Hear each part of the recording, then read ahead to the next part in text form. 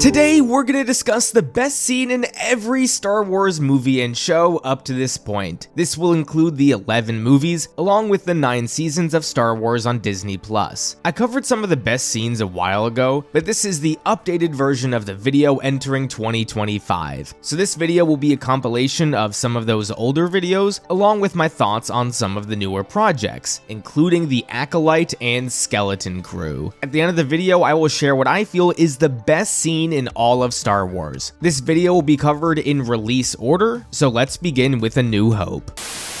What is the best scene in Star Wars A New Hope? This won't be that original of a take, but the best scene in the movie is Luke Skywalker looking upon the binary suns. I've said this before and I'll say it again. Usually my favorite scenes in a Star Wars movie are the scenes where the pacing slows down. The characters aren't talking about the plot or what's going on in the state of the galaxy. Instead, they are reflecting about themselves. This could be a moment where a character is pouring their heart out to someone else, or they are alone and we get a look into what they're really thinking. Star Wars at its core was a story about adventure. It was a coming-of-age story where kids are about to enter the real world and they are faced with tough decisions. George Lucas created Star Wars because he wanted to instill the right values into his younger audience. Values such as love, compassion, and friendship. When A New Hope begins, Luke Skywalker is just a kid living on a farm. His life isn't exciting, it's about as basic as any kid's life can be. He still lives at home, he wants to hang out with his friends, but he has chores to do first. He gets into arguments about his parents / guardians, if you will, about his future, and he feels stuck in life with nowhere to go. The movie begins rather quickly. The viewer is thrusted into the middle of a galactic battle, but as the story progresses, at least in this first act, the scope drastically shrinks, and we are now looking into the life of an ordinary kid. When Luke walks out onto the homestead with the sun setting, he's frustrated that his life doesn't seem to be going anywhere. He looks out into the distance and simply longs for more. The music swells, and without a single line of dialogue spoken, we understand exactly how Luke is feeling. I love scenes where the characters don't speak, but just by what's going on around them and the acting, we perfectly understand what's in their head. There's nothing complicated about this scene, nothing special, just a boy who wants more. I find this scene to be incredibly relatable, and there's a reason why both the prequels and the sequels end on a very similar shot. This isn't so much praising A New Hope as it is praising The Last Jedi, but I love how Luke's death is also in front of twin suns. Even though Luke was 19 years old in A New Hope, that was really when his life began, staring out into the suns. After a life of adventure, heartbreak, and love, Luke's life ended in front of twin suns too. I'm a sucker for neat bookends, and I love the bookends to Luke's story. But anyway, that is why the binary sunset is the best scene in Star Wars A New Hope. What is the best scene in The Empire Strikes Back? In a movie where you can argue that any scene can be the best scene in the movie, if I had to choose one scene, it would be the X-Wing lifting scene on Dagobah. The Force was first introduced in A New Hope, and we got a great explanation there, but in this scene in The Empire Strikes Back, it not only perfectly tells us what the Force is, but also shows us. The scene begins with R2 noticing that the X-Wing is about to sink, and Luke starts complaining that it's too big. What Yoda tells Luke is not only a great explanation of what the Force is, but also just a great life lesson as well. Luke says they'll never get it out now, and Yoda responds by saying, "So certain are you?" We'll never get it out now.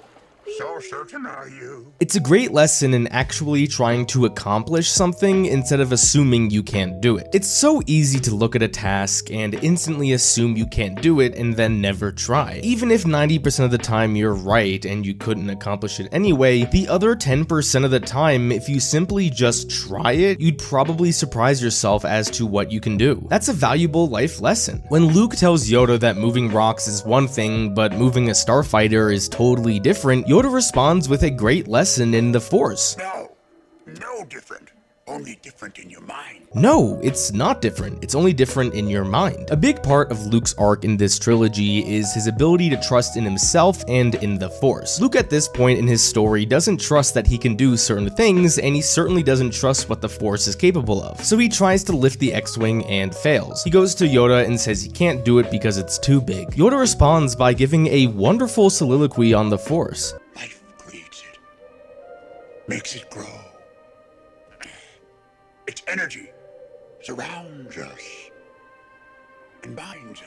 The way he describes the Force makes it seem like literally anything is possible. It opens the imagination of the viewers and immerses you into this world. My single favorite thing he says is that his ally is the Force. And where you should not. For my ally is the Force.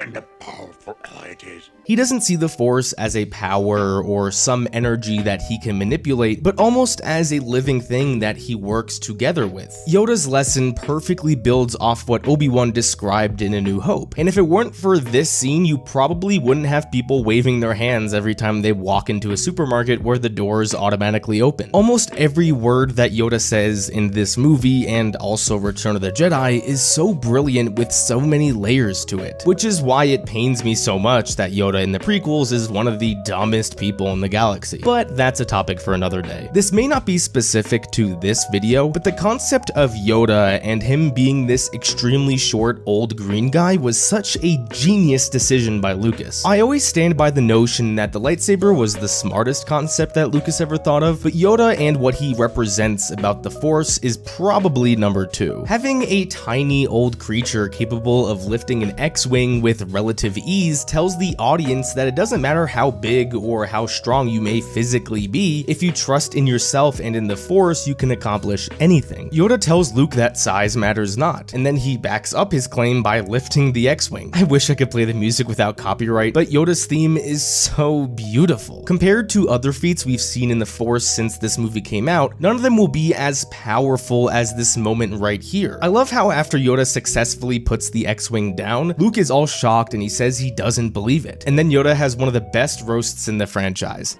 I don't believe it. That is why you fail.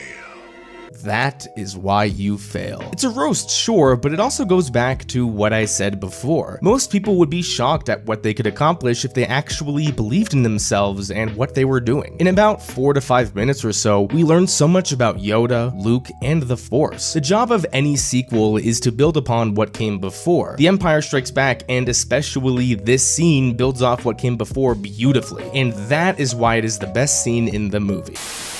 But before continuing on, I'd like to thank the sponsor of today's video, Gruns. Gruns gummies use a convenient and comprehensive formula packed into just 8 gummies a day. You may think that 8 gummies is a lot for a single day, but Gruns gummies pack over 20 vitamins and minerals and over 60 whole food ingredients. You just can't pack that all into one gummy. Mind you, generic multivitamins contain only like 7 to 9 vitamins. Gruns gummies aren't just a multivitamin or just a green gummy or just a probiotic. It's all of those things and then some at just a fraction of the price.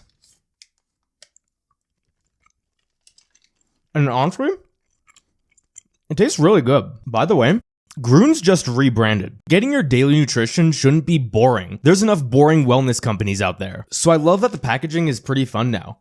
And the formula is exactly the same as before. You may not have known this, but when you drink water with your supplements, it decreases the effectiveness of the supplement. So that's why gummies are a much better alternative than popping pills. Gruns also contains 6 times the gut-healthy ingredients compared to leading green powders. Gruns is clearly the better alternative to anything else out there. And that's why today you can get 45% off your order. Just click the link in the description below. Again, that's 45% off your order today. Thank you so much to Gruns for sponsoring this video. What is the best scene in Return of the Jedi? I'm gonna cheat a little bit and pick 2 scenes and combine them into one. But the best scene in Return of the Jedi is Vader's redemption and his inevitable death. When I think about scenes in the franchise that perfectly illustrate what Star Wars is about and what its core themes are, my first thought is always this scene. For one, it begins with what is probably the most emotional lightsaber fight in the franchise. Vader is going through emotional turmoil and Luke is is doing everything he can to save his father. When Vader tries to manipulate Luke and tells him that he will try to turn Leia to the dark side, Luke freaks out and just unleashes on Vader. The music that plays in the background is just brilliant. It has this ominous tone to it that increases the intensity of the scene. So many times in Star Wars we see these choreographed fights that, don't get me wrong, look great, but seeing Luke here just hack and whack at Vader feels so real. When you look at the trilogy and the saga up to this point, this scene is not only the culmination of Luke's arc, but also Vader's arc. For Luke, he began this trilogy as a farm boy and told Obi-Wan that he wanted to learn the ways of the Force and become a Jedi like his father. He used the Force at the end of the first movie, but it wasn't until the second movie where he really began his training. He was impatient and reckless, and it cost him a great deal when he lost the duel to Vader. The temptation of the dark side was always there too, just as Yoda warned him. Come Return of the Jedi, everyone is telling him that he needs to kill his father if he wants to become a Jedi. Luke was told to trust in himself and to trust in his instincts, and that's what he did. He ignored what Yoda and Obi-Wan told him about killing his father, and he decided to try and save him. In this moment where he has pretty much embraced the dark side, he decides to reject it unlike his father did, and declares himself a Jedi. He won't strike down his father, and he won't succumb to the dark side. He threw his weapon to the side in a sign that he won't give in to anger or hate. This is the culmination of Luke's arc throughout the original trilogy. Palpatine starts shooting, and now we get the culmination of Vader's arc. Anakin, when he was younger, was someone who was manipulated from birth. He failed himself, he failed the Jedi, and he failed Padme. Anakin was a man filled with love and hope, but Vader was a man filled with hate and hopelessness. There was no one Vader hated more than himself, which was why he was so strong with the dark side. Throughout the saga, especially in Rebels and probably what we'll see in the Obi-Wan series, there were attempts to bring Anakin back to the light side, but they failed. If his former master and Padawan couldn't save him, then no one could. However, it turns out he has a son who will try to accomplish what Obi-Wan and Ahsoka tried before him, to bring Anakin back to the light side. One of the reasons why The Mandalorian excels so much is because the way Mando is able to express emotion through a helmet. Throughout this movie, you can just tell something is different with Vader. Instead of telling Luke he won't turn to the light side, he says things like, "It's too late for me, son." Great subtle dialogue to show that Vader is conflicted. Going back to where we were before, Palpatine is electrocuting Luke and Vader has to make a choice. In the way he looks back and forth, you can just tell how conflicted he is. But Vader, after 23 years, decides to make the right choice and save his son. He returns to the light side and defeats the man responsible for so many years of torture. Side note, even though the added "no" is kinda silly, it doesn't take away from the beauty of this scene. Vader, having been electrocuted by Palpatine, is now on his deathbed, and he gets to say one last goodbye to Luke. I love when he tells Luke, "Tell your sister you were right about me." It's really a beautiful scene. But to take a step back for a second, the reason why this scene is so beautiful is because Luke throughout this movie showed unconditional compassion. It was Luke's compassion that saved his father. It was Luke's unconditional love for his father that brought Vader back to the light side. Star Wars is about love, family, redemption, and hope. This scene with Vader and Luke encompasses all of that in such an amazing way. Even as someone who loves the sequels, this movie is really the perfect ending to this 6-movie story. Vader's redemption and death is not only the best scene in the movie, but I feel is the best scene in the entire saga. But because this video is only focusing on one movie, that is why Vader's death and redemption is the best scene in Return of the Jedi. Before I continue on with the rest of this video, only 14% of my viewers are subscribed to this channel. So if you're enjoying this video, please consider subscribing for more content like this. Thank you.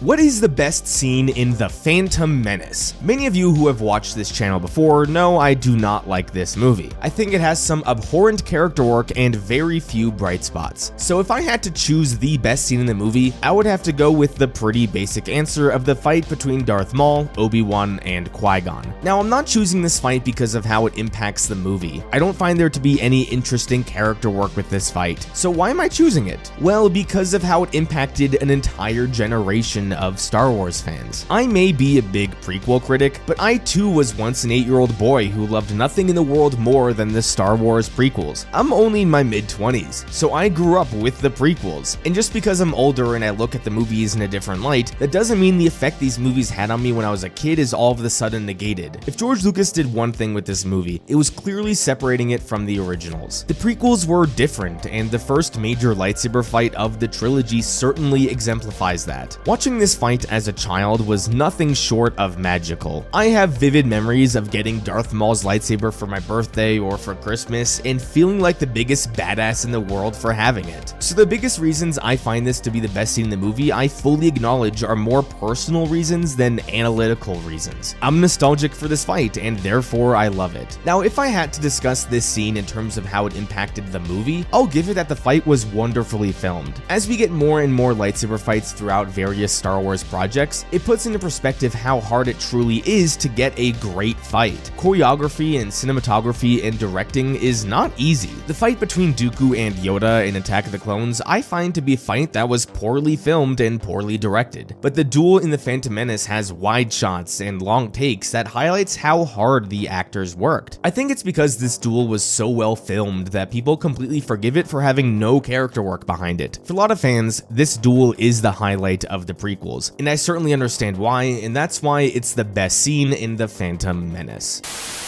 What is the best scene in Attack of the Clones? This movie seems to be regarded as people's least favorite of the prequel trilogy. There's no iconic duel like there is in the Phantom Menace, and it doesn't come close to a lot of the badassery of Revenge of the Sith. So what do I think is the best scene in the movie? I'm probably going to repeat this line in pretty much every video in this best scene series, so check out my Phantom Menace video if you haven't already. When I think of the best scenes in a movie, it's usually the scenes that reveal a lot about the characters. They're slower scenes that allow the audience to breathe and give us a look into the theme of the story. In Attack of the Clones, I believe the death of Shmi Skywalker is that scene. What makes this scene great is that we see Anakin at his most human. Throughout the movie, Anakin is telling the audience how he feels. We see how he loves Padme and he is frustrated with Obi-Wan. But to me at least, these scenes don't feel powerful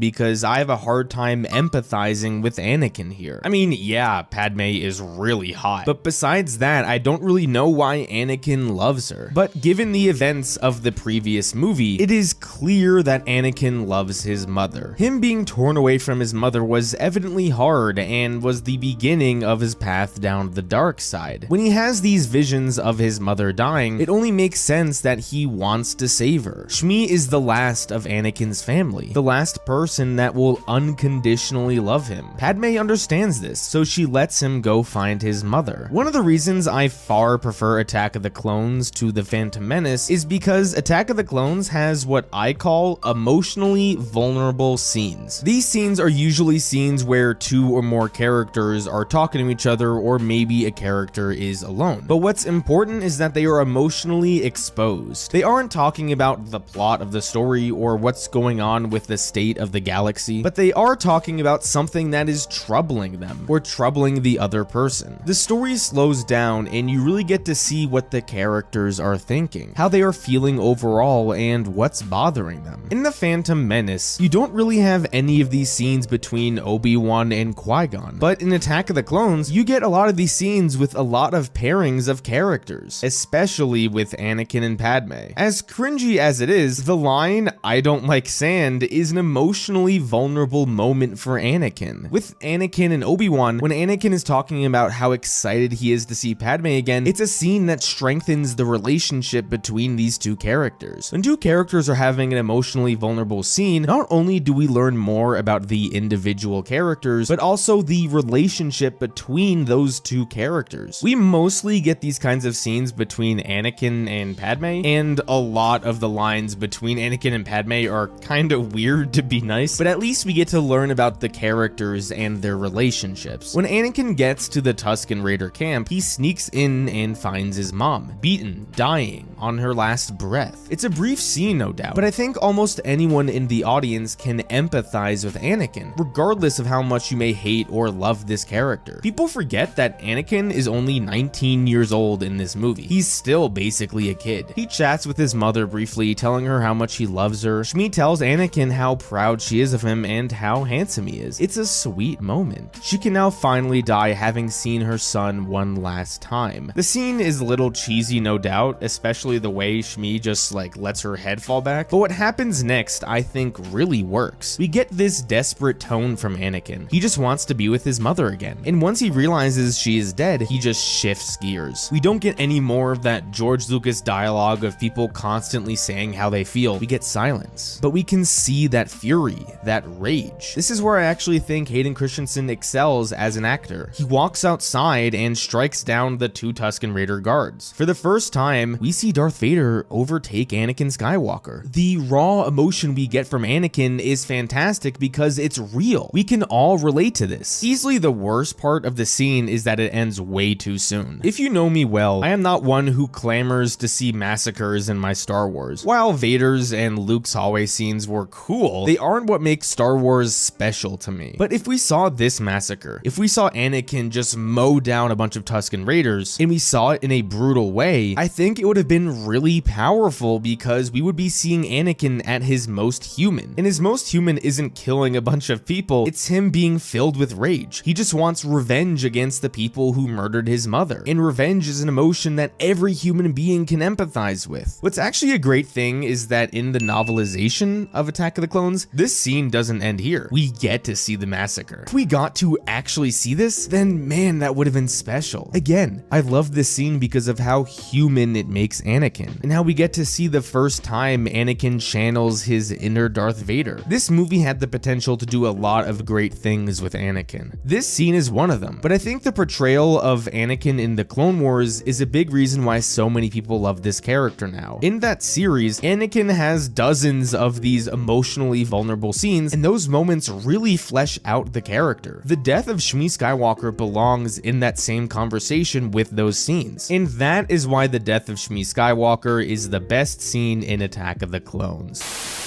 Revenge of the Sith has become one of the most beloved movies these past few years. Many people talk about the Darth Plagueis scene as being one of, if not the best scene in the movie. While I'm not gonna say it's not great because the scene is fantastic, there is one scene I like just a little bit more. The scene that I feel is the best in the movie is titled Padme's Ruminations. Now, this scene is not really an iconic scene, and I wouldn't be surprised if some of you don't know what I'm talking about, so let me provide some context. So after Anakin has learned the truth about Chancellor Palpatine being the secret Sith Lord everyone was looking for, he goes to Mace Windu to tell him. Anakin asks Mace Windu to join him in confronting Palpatine, but Windu tells Anakin to wait in the council room until the matter is dealt with. So Mace Windu, Kit Fisto, Aegon Kolar, and CC Tin leave to go face Palpatine while Anakin stays behind. It's also important to know what Anakin is currently going through emotionally. He is having the same visions of his mother dying, but with Padme this time, and Palpatine has told Anakin that he is the only one who can save Padme from certain death. So what makes this scene great? On paper, it seems to be a rather boring scene. Anakin and Padme both stare at each other across Coruscant in silence for about a minute and a half. However, I think the silence of the scene is actually what makes it so great. I love scenes where you learn a lot about a character without them saying any dialogue. In the prequels, getting scenes without dialogue is actually quite rare, considering every time a character is really emotional, they usually just say how they're feeling rather than showing it. But this scene is a textbook example of how to show and not tell. George Lucas is able to convey exactly how Anakin feels without him speaking. He begins by sitting in one of the chairs. We hear an echo of what Palpatine said about saving Padme. Now, this echo from Palpatine is the only thing I don't like about this scene. I don't think it's entirely necessary, but one minor flaw flaw doesn't detract from this masterpiece of a scene. So Anakin gets up and stares out the window, and Padme is looking back at him. Just by the language of the visuals, we can tell that they feel each other in some way. We know Padme doesn't have the Force, but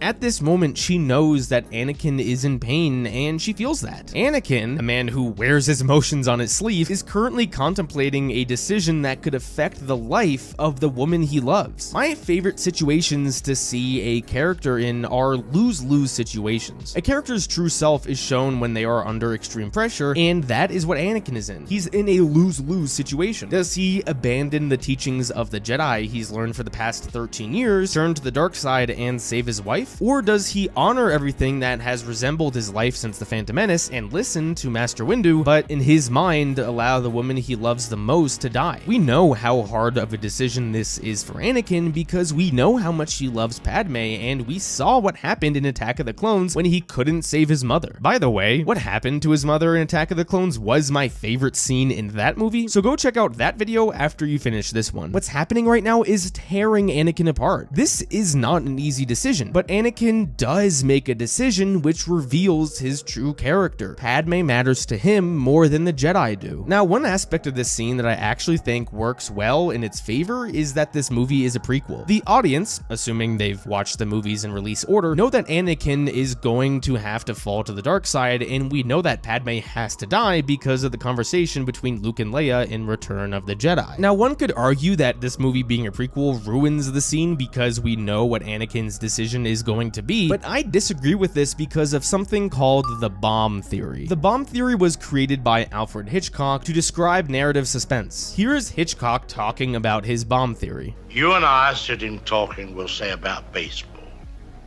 We're talking for 5 minutes. Suddenly a bomb goes off and the audience have a 10-second terrible shock. Now, let's take the same situation. Tell the audience at the beginning that under the table and show it to them. There's a bomb and it's going to go off in 5 minutes. And we talk baseball. What are the audience doing? They're saying, don't talk about baseball. There's a bomb under there.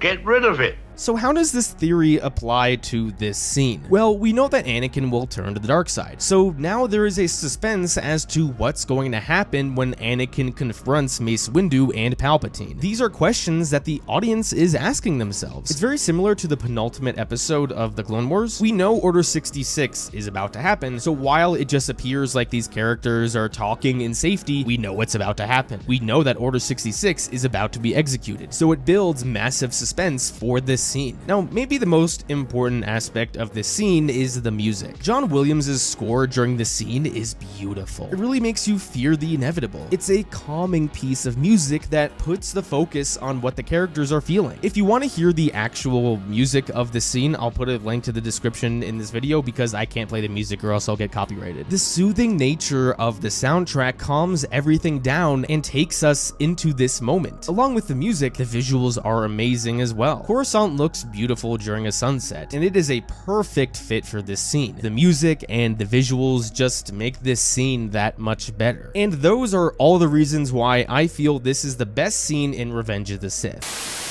What is the best scene in The Force Awakens? Easily the best scene in the movie is the death of Han Solo. I can go on for an hour as to what I feel makes a great death scene, and this scene definitely meets most of that criteria. First, let's look at Han Solo in this movie and what his role is. Han in the originals went on an arc of fighting for a purpose. He was seen as selfish and greedy in A New Hope, but at the end of the movie he had a change of heart and decided to help Luke and the rebels win the Battle of Yavin. In The Empire Strikes Back, he could have easily left the rebels to go pay off his debt with Jabba the Hutt, but he decided to stick around and essentially risk his life on numerous occasions to ensure that Leia was safe. In Return of the Jedi, Han doesn't really do much other than help the rebels on Endor, but that movie is more so just a culmination of his arc in the previous 2 movies. Now, in The Force Awakens, 30 years have passed. What is this version of Han Solo like? Easily the biggest complaint addressed towards Han Han is that he became a deadbeat dad and just went back to smuggling. Is it disappointing that Han didn't stick with the Republic and become a general? Sure, but it is incredibly realistic that given what happened to Han and what happened with Ben, he would go down this path. The way I have always depicted someone turning to the dark side is kinda like the old person dying. So when Ben Solo became Kylo Ren, I always imagined that Han and Leia treated it as if their son died. It is rather common that married couples have marital problems after the death of a child, and it's not like Han and Leia had a nasty divorce, they probably just needed to spend some time away from each other. The expectation that Han would become some sort of Republic general I find to be rather unrealistic. Han was a smuggler and a scoundrel. He was thrown into the rebellion and only helped because he was a good person deep down and he deeply cared for Luke and Leia. There's nothing to suggest that Han loved being a general in the rebellion. Also, let's be real, Han getting promoted to general in the first place makes no sense. He was part of the rebellion for what, 3 years, and all of a sudden gets promoted to one of the highest positions? Totally unrealistic. But to put that aside, from a narrative perspective, it was wise of J.J. Abrams to further Han's arc from the original trilogy. As we stated before, Han's arc was about fighting for a purpose larger than himself and caring for the ones he loves. What this movie decides to do is take that even a step further and have Han literally sacrifice his life to save his son. After they finish planting the charges on Starkiller Base, Han could easily just have left with Chewbacca and escaped the battle no problem, but he sees his son and decides to confront him. I'm sure Han knew there was a good chance Kylo would reject his offer or even kill him, but that didn't matter to Han. Han walks onto the bridge, and I love the imagery of the colors on Kylo's face. For most of the conversation, half of Kylo's face has blue on it and the other half has red, symbolically telling the audience that he is split between both the light and dark side. Kylo is conflicted. Han pleads to his son, but right before Kylo murders his father, the light disappears and Kylo's face is consumed with red. He has chosen the dark side. Kylo stabs Han, and even in Han's final moments of his life, he has the energy to show his son that he loves him. He raises his hand and puts it on his son's face, a move that will haunt Kylo all the way until the rise of Skywalker. This moment right here is really the culmination of Han's arc. Even in death, even when he is in front of the person who just murdered him, Han showed compassion to a person he loves. That's one element of the sequel trilogy I find to be criminally underrated. Han, Luke, and Leia weren't in these movies simply to fill seats in the theater. The storytellers made sure to give these characters an arc, even in their old age. Now, unfortunately, due to Carrie Fisher's passing, Leia never got her arc in episode 9, but had she been alive, I'm sure she would have gotten one. But going back to this scene, as I said earlier, Han sacrificed himself for his son. On the surface, it may not seem like a sacrifice considering he died without accomplishing his goal. In the context of just this movie, yes, Han technically died for nothing, but The Rise of Skywalker makes sure that Han didn't die for nothing. It was made clear throughout The Last Jedi and The Rise of Skywalker that Kylo murdering his father took a major toll on him mentally. He regretted what he did, tried to act like he didn't, but deep down he did. In The Rise of Skywalker, this scene pretty much is ran back, and Kylo makes the right decision to become Ben Solo and return to the light side. Had Han not confronted his son and died, Ben would have never returned to the light side. But because he did, this is considered a sacrifice, which only further plays into the beautiful themes of Star Wars. Unconditional love is a very important theme in Star Wars, and just like what Luke did for Vader in Return of the Jedi, Han showed unconditional compassion and love. And again, just like in Return of the Jedi, it paid off. Han's death is beautiful and is one of the best death scenes in the franchise, and that is why it is the best scene in The Force Awakens.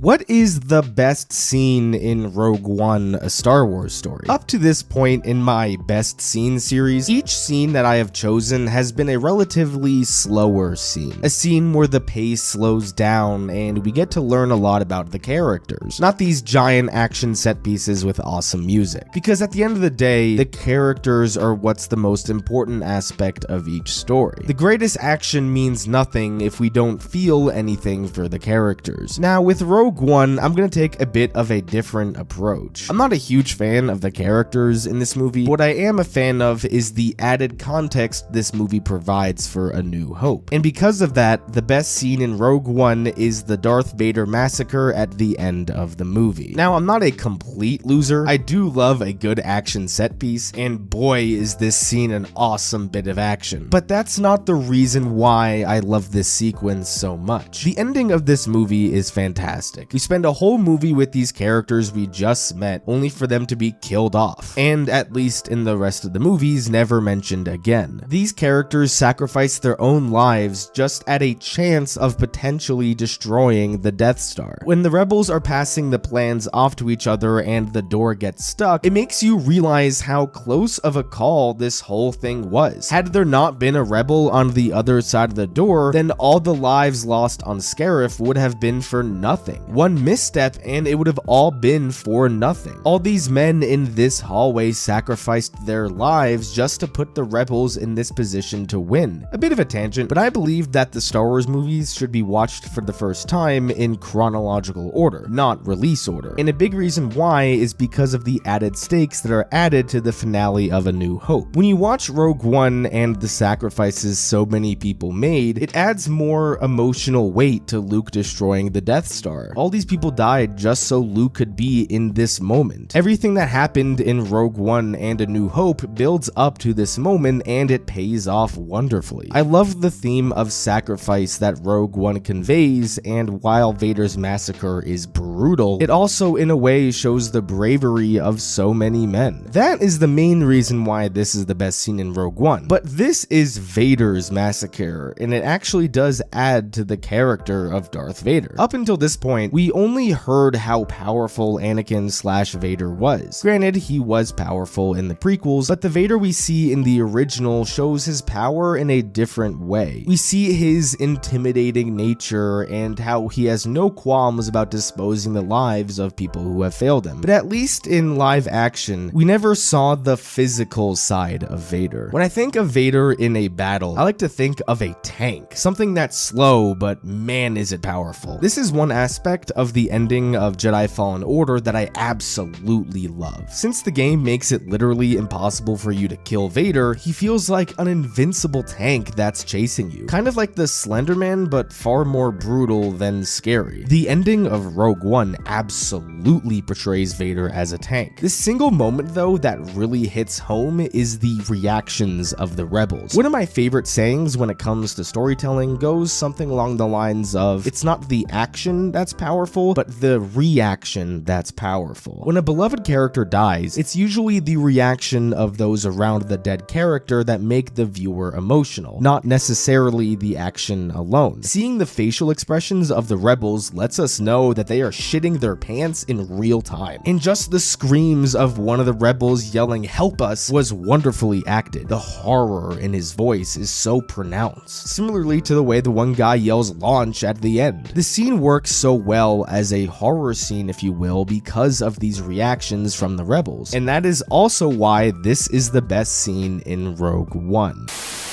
What is the best scene in The Last Jedi? This is one of the few movies on this list where I had absolutely no hesitation making a decision. The best scene in this movie is easily Luke's conversation with Force Ghost Yoda. Everything about this scene is just perfect. From the acting to the cinematography to the message Rian Johnson is trying to convey. To provide some context, Luke was going to go to Rey for what I feel was actually trying to train her, or at least tell her he will train her. He sees Rey talking to Ben and he freaks out. After Rey confronts him about what happened between him and Ben, she leaves and Luke wants to destroy the Jedi texts. A ghost of Yoda appears and summons lightning and destroys the texts for Luke. When it comes to Yoda's appearance in this movie, there are two big criticisms. One, that Yoda was out of character in this scene, and two, a Force ghost using Force lightning breaks the lore. For one, Yoda was by no means out of character. In the originals, Yoda was always a playful character. Just watch his appearance in Return of the Jedi. He's still making jokes minutes before his death. But Goldman, what about Yoda in the prequels? Well, I'm about to spew a take that will piss off a lot of people. Yoda in the prequels is out of character, not in the sequels. Everything about Yoda in the prequels I absolutely hate. Not only has he lost his funny charm, but he's an absolute idiot who makes nothing but dumbass decisions throughout the trilogy. So sue me. Any deviation from that awful character from the prequels is something that will make me happy. And to talk about the Force Ghost using lightning, for one, people forget the main purpose of Force Ghosts. A Force Ghost's sole purpose is to provide advice for someone in the living. It doesn't matter if they can fight someone by using lightning. They never will, because that's not what it means to be one with the Force. Also, people seem to forget that Star Wars is a mythology, and a character's mythological archetype is far more important than what they can do canonically. But anyway, that's a quick rebuttal of those two complaints. Yoda destroys the texts, and he gives a great lesson to Luke, and in a way somewhat redeems the prequel version of Yoda. Yoda tells Luke to ignore what the Jedi texts say, and that he needs to be something greater, something better. Of course, the topic of Luke's portrayal in this movie is probably the most divisive argument you can get into when talking about Star Wars. I'm not here to say he was or wasn't in character. I've made plenty of videos discussing that topic. What I am here to do is look at this version of Luke alone and what message Rian Johnson was trying to send. Luke sees himself as a failure. He failed the Jedi and he failed his family. He believes that the Jedi and what they were are the cause of all the problems in the galaxy's past. And to be fair, Luke is right from a certain point of view. Luke believes that if he stays on this island and dies, then the Jedi will go extinct and the galaxy will be better off. When Yoda arrives, he tells Luke that he can be something better. It doesn't matter what the Jedi of old were like. He can be to Rey what a proper Jedi should be. Someone who loves and has compassion for those he cares about. Someone who puts the needs of others before some stupid code. This is where Yoda kinda redeems himself. Prequel Yoda was all about following the Jedi code, and here he is telling Luke to do something better, to be something better. I love that. But easily my favorite part of this scene is what Yoda says to Luke at the end. The greatest teacher failure is, and we are what they grow beyond. That is the true burden of all masters. Both quotes are amazing, but I want to discuss the second one first. This is the definition of wisdom. Theoretically, every teacher should want their student to surpass them in whatever they're teaching. That's when you know you've succeeded as a teacher. It's a very selfless thing to do, and not every teacher would be okay with that. But to hear it coming from a wise Yoda is great because it's so true. But what always gets me the most is the greatest teacher failure is, which is really the theme in this entire movie. So many people out there let failure define them, and they feel like they can never get out of the shadow of that failure. I made a video on this almost 3 years ago, and in that video I talk about how on a very personal level I can relate to this. What this movie teaches us is that yes, you can fail. It's okay to fail, as long as you get back up after that failure and try to become better. Luke Skywalker, the hero of the original trilogy, the man who helped defeat the Emperor and overthrow the Empire, was a man who failed. But Luke learned from his failure with Ben Solo and sacrificed himself in the greatest realization of Yoda's teachings from The Empire Strikes Back. And isn't that what we want from our heroes? For them to show us the best humanity has to offer and what it means to be a great person? This is what Luke does in The Last Jedi. And Luke learned this lesson from Yoda on Ahch-To. And that is why Yoda's lesson to Luke is the best scene in The Last Jedi.